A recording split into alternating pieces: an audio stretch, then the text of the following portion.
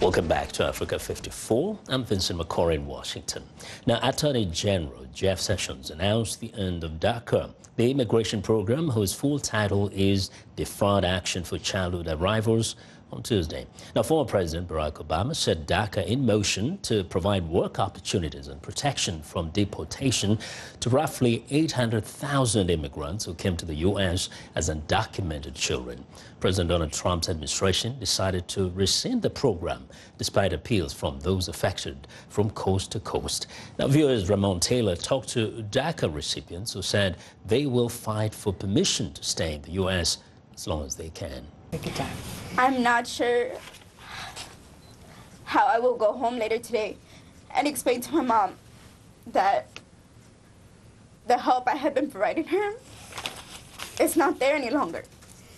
20-year-old Flor Reyes helped her single mother raise her 5 younger siblings, all born here, so they are U.S. citizens. But suddenly she finds her future is uncertain. We have come out of the shadows, only to become even in more danger. Her reason is one that affects nearly 800,000 others. Like Reyes, all were born in another country, but grew up in the United States. In many cases, they know no other place as home.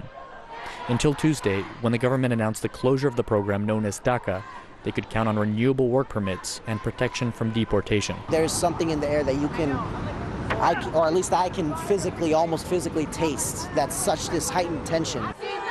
Tension turned mass civil disobedience in front of New York's Trump Tower, a response to the administration's decision to end DACA for legal or possibly legalistic reasons. The Constitution assigns the role of lawmaker to Congress. The executive is tasked with enforcing that law. President Trump could not give these folks a permanent solution. No president can. It's beyond any president's constitutional authority. Obama knew that. President Trump knew that. So Congress has to fix this. It's a point that doesn't sit well with activists and leading proponents of the program, from the White House to Trump's hometown, who argue the decision is an act of hypocrisy. The legal analysis about DACA's legality has not changed at all. It is the exact same legal analysis that existed at the very start of the Trump administration. When President Trump himself said that the Dreamers could rest easy. Nothing has changed in terms of the legal analysis. The only thing that has changed is the politics. And with the program scheduled to end completely in March, unless a divided Congress enacts legislation before then, nothing feels certain. Ramon Taylor, VOA News, New York.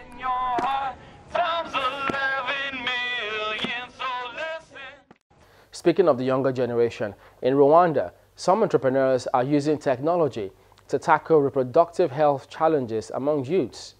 Tantin, an app developed by two sisters, is opening channels of communication on reproductive health issues, while another innovation, Girl District, an educational hub, produces comic books on sex education for girls.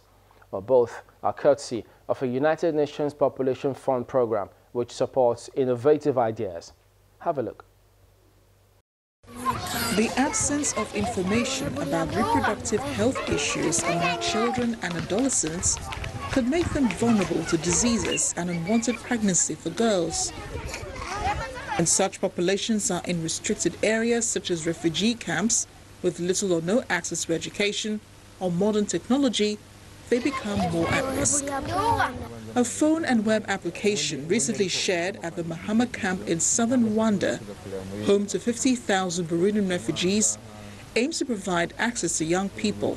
The app, known as Tantin app, was developed by twin Rwandan medical students who see technology as a solution to the information gap.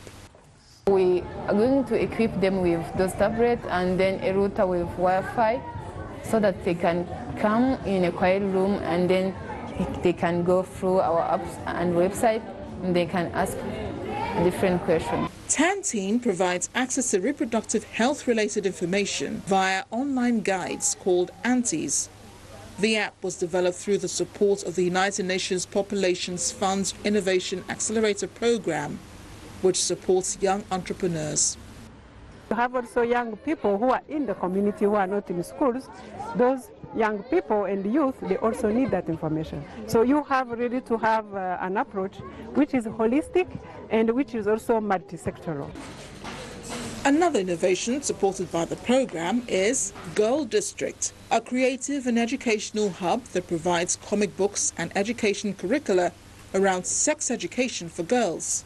We want to be able to talk to the girl who goes home to a stepfather that might be molesting her or doing things that she does not agree with. We want to be able to be relevant to a girl who's just started dating. The UNFPA program also works with regional implementing partners to ensure sustainability.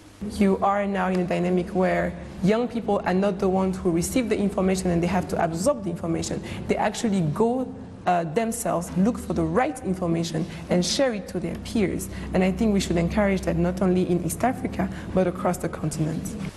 The UNFPA Innovation Accelerator has so far received 800 ideas from young people addressing sexual and reproductive health challenges across East Africa. The program has received funding from the UK's Department for International Development, enabling UNFPA to tap into vibrant local networks of social innovators in the region. It's time now for a short break, but before we go, a reminder to visit our website, channelstv.com, for news and other programming around the clock. You can also find us at youtube.com/channelsweb. Still to come, in Cairo, a visually impaired martial artist shows how passion can overcome disability. And that story after the break.